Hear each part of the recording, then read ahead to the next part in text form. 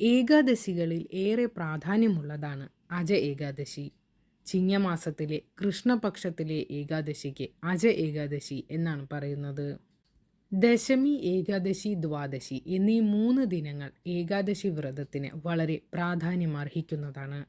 ദശമി നാളിൽ ഒരു നേരം മാത്രം അരിയാഹാരം കഴിക്കുക.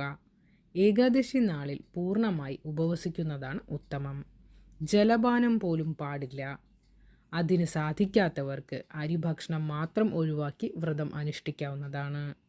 ഗോതമ്പ്, ചാമ എന്നിവ കൊണ്ടുള്ള ലളിത വിഭവങ്ങളും പയർപ്പുഴുക്ക്, പഴവർഗ്ഗങ്ങൾ എന്നിവയും ഭക്ഷിക്കാം. ഏകാദശി നാളിൽ വിഷ്ണു ക്ഷേത്ര ദർശനം നടത്തണം. പകലുറക്കവും പാടില്ല. ഈ മഹാപുണ്യദിനത്തിൽ രാത്രിയും ഉറങ്ങാതെ വിഷ്ണുനാമ മന്ത്രജപത്തോടെ കഴിയുന്നതും മൗനം ഭജിക്കുന്നതും വളരെ ഉത്തമമാണ്. ദ്വാദശി നാളിൽ ഹരിവാസര സമയം കഴിഞ്ഞ ശേഷമാണ് പാരണ വീടേണ്ടത്. വ്രതസമാപ്തിയിൽ തുളസി തീർത്ഥം സേവിച്ച ശേഷം ഭക്ഷണം കഴിച്ച് വ്രതം അവസാനിപ്പിക്കുന്ന ചടങ്ങാണ് പാരണ വീടുക. ഇന്നേ ദിവസം തുളസി തീർത്ഥമല്ലാതെ മറ്റൊന്നും കഴിക്കാതിരിക്കുന്നവരുമുണ്ട്. അതിന് സാധിക്കാത്തവർക്ക് ഒരു നേരം മാത്രം അരിയാഹാരം കഴിക്കാവുന്നതാണ്.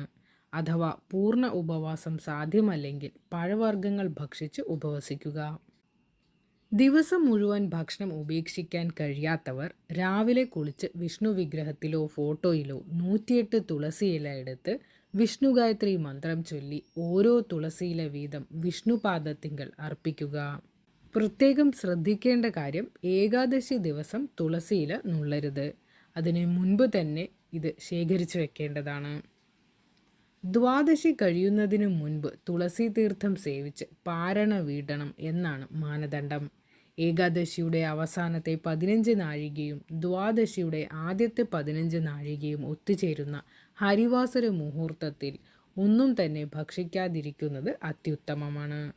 ഈ സമയത്ത് മഹാവിഷ്ണുവിൻ്റെ മഹനീയ സാമീപ്യം വളരെ കൂടുതലായി ഭൂമിയിൽ അനുഭവപ്പെടും എന്നാണ് വിശ്വാസം. ഹരിവാസര സമയത്ത് നടത്തുന്ന മഹാവിഷ്ണു ഭജനം പരിപൂർണ ഫലസിദ്ധി നൽകും എന്നാണ് മറ്റൊരു വിശ്വാസം. ഒരിക്കൽ യുധിഷ്ഠിര രാജാവ് ഭഗവാനോട് ചോദിച്ചു, ഹേ ജനാർദ്ദന, ഭാദ്രപദ മാസം കൃഷ്ണപക്ഷത്തിലെ ഏകാദശിയെപ്പറ്റി പറഞ്ഞു തന്നാലും. ഭഗവാൻ കൃഷ്ണൻ പറഞ്ഞു, ശ്രദ്ധിച്ചു കേൾക്കുക. പാപമില്ലാതാകുന്ന ഈ ഏകാദശിയുടെ പേര് അജ എന്നാണ്. ഈ ദിവസം മുഴുവനും ഉപവസിച്ച് ഋഷികേശനെ ഭജിക്കുന്നവർ എല്ലാ പാപങ്ങളിൽ നിന്നും മുക്തരാകും. ഇതിനെക്കുറിച്ച് കേൾക്കുന്നവൻ്റെ പാപങ്ങൾ പോലും ഇല്ലാതാകും. ഇതിനേക്കാൾ ശ്രേഷ്ഠമായ ഒരു ദിവസം ഭൂമിയിലും സ്വർഗത്തിലുമില്ല. ഇത് സത്യമാണ്. പണ്ട് ഹരിശ്ചന്ദ്രൻ എന്ന സത്യവാനായ ഒരു മഹാരാജാവ് ഉണ്ടായിരുന്നു. അദ്ദേഹത്തിൻ്റെ ഭാര്യ ചന്ദ്രമതി എന്ന പേര്, മകൻ ലോഹിതാശ്വൻ. വിധിയുടെ ശക്തിയാൽ ഒരിക്കൽ അദ്ദേഹത്തിന് രാജ്യവും ഭാര്യയും മകനും നഷ്ടപ്പെട്ടു. കൂടാതെ ചണ്ഡാലൻ്റെ അടിമയും ശ്മശാനത്തിലെ ജോലിക്കാരനുമാകേണ്ടി വന്നു. അങ്ങനെ കഷ്ടതകൾ അനുഭവിക്കുന്ന സമയത്ത് പോലും അദ്ദേഹം സത്യനിഷ്ഠ വെടിഞ്ഞില്ല.